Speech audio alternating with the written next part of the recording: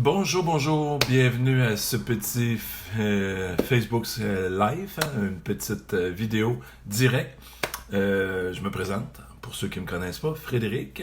Je suis le créateur du site internet lefinancier.com et FI, c'est P-H-Y pour physique et les finances, donc vulgariser, enseigner les finances, c'est un peu ma petite passion.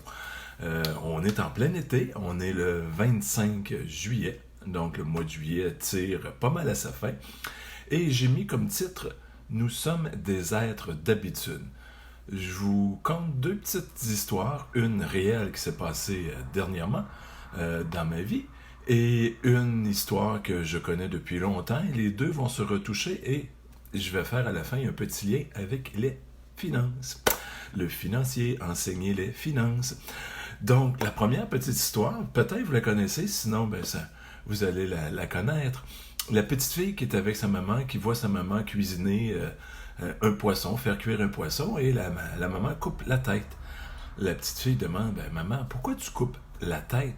Il me semble que ça serait plus joli dans l'assiette, hein, le poisson au complet avec la tête. La maman se gratte un petit peu les méninges. Je sais pas, j'ai toujours vu ma mère faire comme ça, donc je fais comme ça. Ah, tiens, on va aller voir grand-maman. Donc, la petite fille demande, grand-maman, pourquoi tu fais cuire le poisson en coupant la tête? Il me semble que ça serait plus joli hein, avec la tête dans l'assiette. La grand-maman a dit, j'ai toujours fait ça comme ça, j'ai vu ma mère faire comme ça, et j'ai toujours fait comme ça, je me suis pas posé de questions.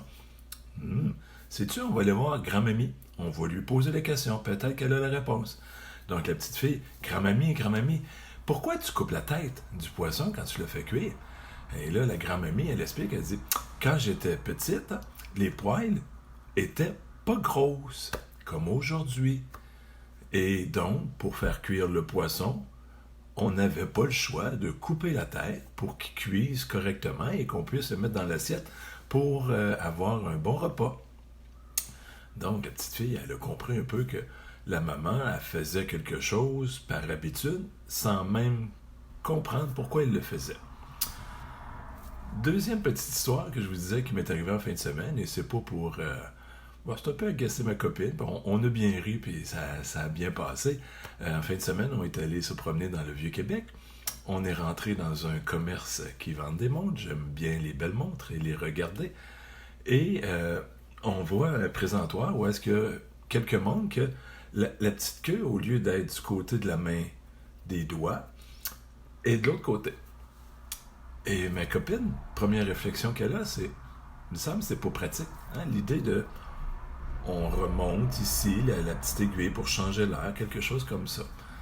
Et moi, du tac au tac, je la regarde, je dis, combien de fois tu l'utilises, la petite pinouche, la petite queue, par année? Et là, elle a comme réfléchi un petit peu, genre, c'est vrai, je l'utilise pas souvent. Hein? Je l'utilise peut-être 2 fois par année pour...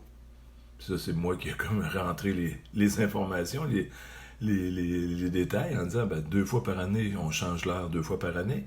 Et quand la batterie est morte, on met une nouvelle batterie, puis on ajuste l'air, puis c'est fini.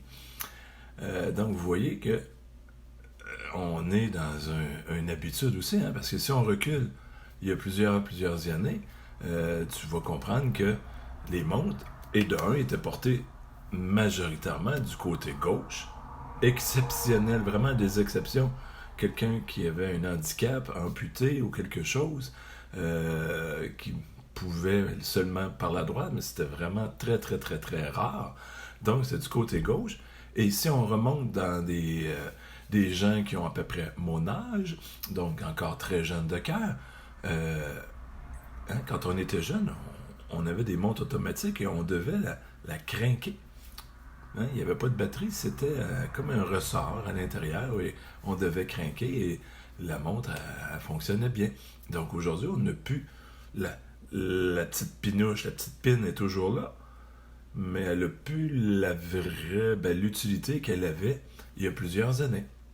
Alors tu peux voir qu'on est vraiment sur des habitudes. Hein. Tu te lèves le matin, je suis pas mal certain que tu mets toujours la même jambe dans le pantalon en premier. Que ce soit culotte courte, culotte longue, peu importe. Hein? Prends juste conscience de le faire. Est-ce que tu mets toujours la gauche en premier ou la droite? Si tu le fais quelques jours, puis oups, c'est la gauche, essaye le lendemain, la droite. Comment tu vas te sentir? Dans des conférences que j'ai été, de temps en temps, ils veulent nous faire prendre conscience de cet état de choses-là, qu'on est des êtres d'habitude, et ils nous font croiser les bras. Les bras. Donc, naturellement, moi, je mets mon gauche par-dessus. Naturellement. Et il disait, OK, maintenant, fais l'inverse. Comment je me sens? Je me sens moins à l'aise. Donc, mon habitude est de croiser les bras de cette façon-là. Donc, tout ça pour vous dire qu'on est des êtres d'habitude. Maintenant, je fais une parenthèse sur les finances. Comment sont tes finances? Est-ce qu'elles sont bonnes? Hein? Si moi je me fie à des statistiques, je sais que si tu m'écoutes, il y a des chances plus fortes que ça ne soit pas tout à fait les bons résultats que tu aimerais avoir. Tu aimerais peut-être avoir mieux, une meilleure situation. Des fois, c'est même pas une question de dire je veux plus d'argent. Je veux juste mieux contrôler ce que j'ai déjà. Des fois, c'est pas de dire je veux gagner 10 000 de plus. Si je gérais mieux, moi, je paierais moins d'intérêts au bout de la ligne. J'aurais des façons pour améliorer ça. Même avec le même revenu, j'aurais un meilleur style de vie parce que je serais moins endetté, moins près à la gorge. Donc, il y a différentes choses à voir. Donc, comment tu te sens et comment tu as appris tes finances? Comment tu as appris à gérer ton budget? Comment tu as appris à jouer dans tes comptes de banque, à prendre des REER, prendre peut-être des placements? Est-ce que tu sais c'est quoi un actif, un passif? Si tu n'as pas toutes les réponses à ces petites questions-là que je viens de te poser, où tu as appris ça? Hein? Fort possiblement, puis je me trompe pas beaucoup, je crois, bien, tu as vu tes parents faire ce qu'ils faisaient et tu as comme pris copier-coller, on pourrait dire ça, point de vue technologie, où est-ce qu'on est rendu de nos jours, en informatique et en traitement de texte, copier-coller. Hein, on a singé, on fait comme nos parents faisaient. Et est-ce que c'est bien, c'est mal? Ni un ni l'autre. Nos parents, eux, ont appris comment? Ils ont appris de leurs parents. Donc, on apprend de génération en génération. Il y a des choses qui se transmettent. Et de temps en temps, il faut comme faire le point et dire, est-ce que ce que je vis actuellement, de la façon que je fonctionne et tout ça, est-ce que ça me convient? Est-ce que je veux continuer comme ça? Hein? Statistique, je parlais tout à l'heure, les gens normalement gagnent 100$, dépensent 176$. C'est énorme. Et il y a 19 personnes qui ont des dettes, 19 personnes sur 20 qui ont des dettes. Donc, hein, quand je dis que je suis pas loin de la vérité en disant que toi qui m'écoutes, tu fais partie des statistiques à quelque part. Déjà, dire faire un budget et travailler pour arriver à que les revenus moins les dépenses soient à zéro ou un peu plus positif, on est déjà loin de la moyenne qui est 100$ gagnés, 176 dépensés. On est à moins 76. Tu comprends un peu ce que je veux, là. Je veux dire, je vais en venir. Donc, tes habitudes de finances, de faire tes budgets aujourd'hui, sont le résultat de différentes générations avant toi que tu as appris par un terme en tête qui est pas bon, mais par imitation. Je pense que c'est le bon terme que je cherche. Imitation de tes parents, de tes grands-parents et tout ça au-dessus de toi.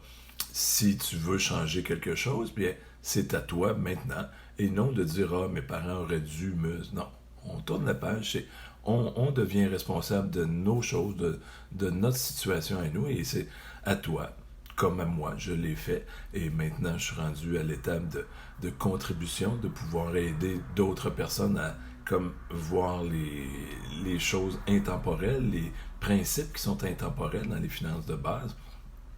Donc, c'est à toi, ta responsabilité de te former, d'aller améliorer tes connaissances.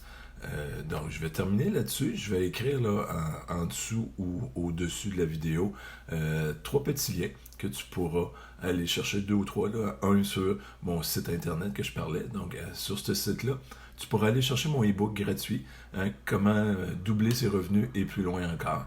Donc, c'est 18 pages de belle information.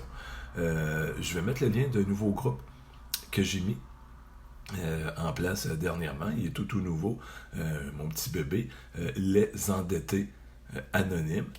À l'intérieur de ça, bien, il y a vraiment des choses que moi j'ai structurées depuis quelques temps et c'est comme si pour moi c'est un aboutissement où est-ce que toutes mes choses se mettent en place et en progression et selon où toi tu te sens, ben, tu as des choix et tu pourrais avoir des choses vraiment là, avec des rabais. Je dirais, c'est mes plus gros rabais que je donne et que je donnerai, je crois, dans l'avenir, vont être à partir de ce groupe-là. Et en troisième lien, je vais mettre le lien de si tu veux me parler face à face avec moi. J'ai fait là, la semaine passée, je crois, cette semaine ou la semaine passée, vendredi passé, je crois, Guadeloupe, donc Québec, Guadeloupe, en direct, c'était vraiment instantané.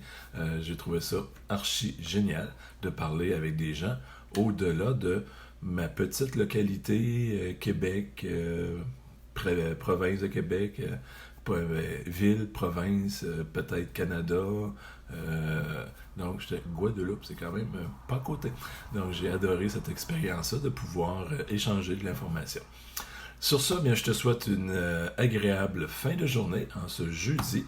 Je disais, je suis pas mes dates, je suis en vacances. 25 juillet. Donc, on tire à la fin du 7e mois. Des fois, je parle tes objectifs, comment ils avancent. Donc, on devrait être un peu plus avancé de la moitié de nos objectifs de l'année. Je te lance encore une petite pointe à réfléchir. Hein.